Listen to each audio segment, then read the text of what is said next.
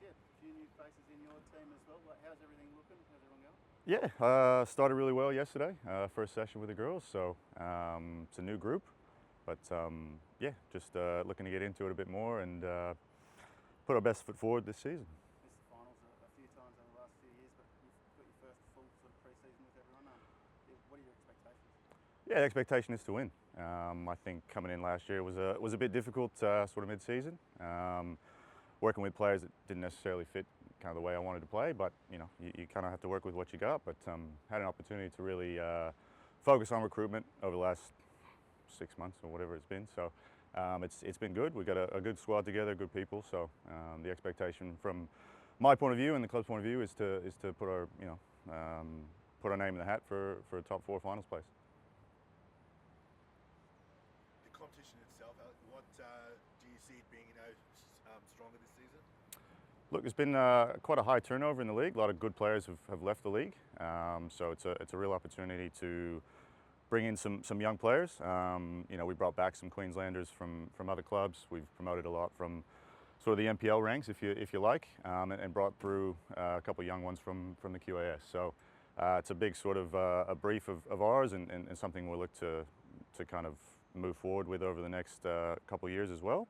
But yeah, the league for me is wide open. A lot of teams have lost sort of influential players, so real opportunity for us to work hard and be successful this year. Is your squad finalised now? Yeah, still after one more. Looking to finalise a goalkeeper hopefully soonish.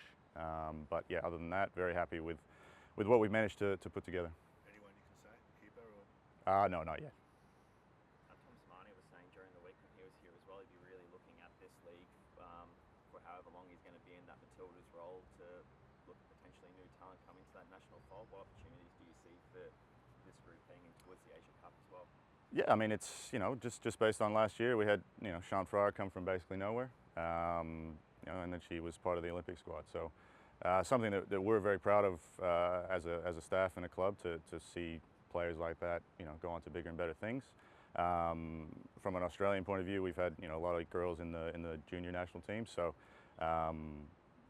the way the league's gone, with it going much younger, these girls are going to have a lot more opportunity to play and put their best foot forward for selection, especially with this under-23 setup now that's in the national team. So yeah, it's a massive opportunity for the likes of Tish and Zara, the young Australians coming through as well.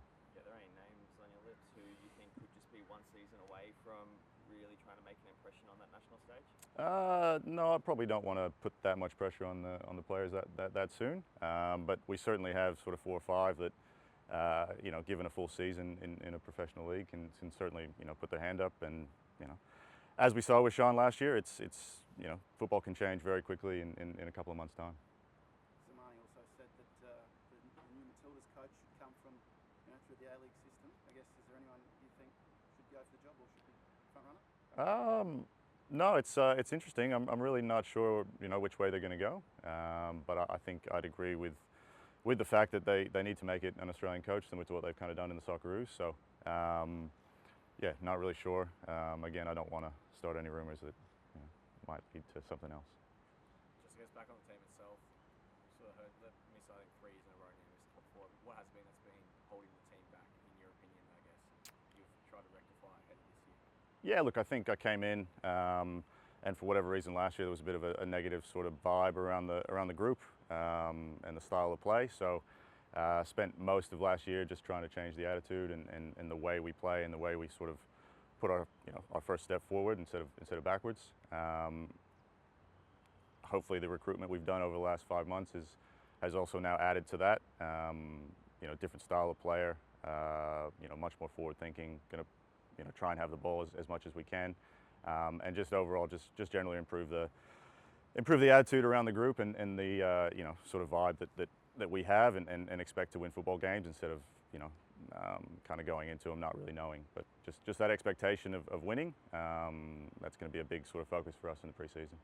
You say as well that a homegrown or Australian coach could be the way to go for the Matildas. I guess what is it about the brand of football that's played here, or the style of the players that do come through the ranks that makes you think that should be a homegrown leader?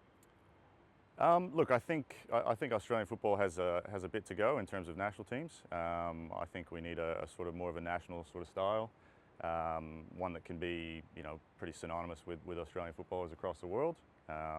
Take for example the Japanese style of play that you see a Japanese player and you pretty much know exactly what you're going to get. So I think we can go a little bit towards that now in the next 3 or 4 years. So the coach is going to be crucial to that. But I think that the message for me is that these girls, they're capable of playing brilliant attacking football.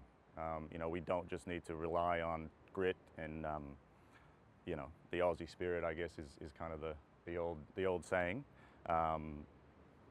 A lot of these Matildas are playing at the best clubs around the world. There's no reason why we can't play football and build up and have the ball and dominate teams. Because we have the players to do it. We just need the system in place and a coach that kind of believes in them.